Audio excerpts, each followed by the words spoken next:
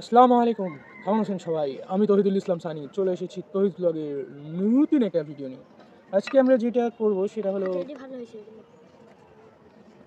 বাগান বিলাসের ডাল দিয়ে গাছ করার ট্রাই করব। আর আমরা এটা মাটির মধ্যে ট্রাই করব, কারণ আমি এইখানে একটা ট্রাই করছি পানির মধ্যে, অ্যান্ড এটার সাকসেস ভালোই আসছে। এই যে ডালগুলো আসছে, ডালগুলো যদিও আসছে। অ্যান্ড আজকে আমরা যেটা ট্রাই করব সেটা হলো মাটির মধ্যে, যে মাটির মধ্যে এটা কতদিনে হয় বা কত পার্সেন্ট কাজ হয়। সো ডাল এটা আমার খালাতো ভাই এদিকে বসে আছে, ও করতেছে।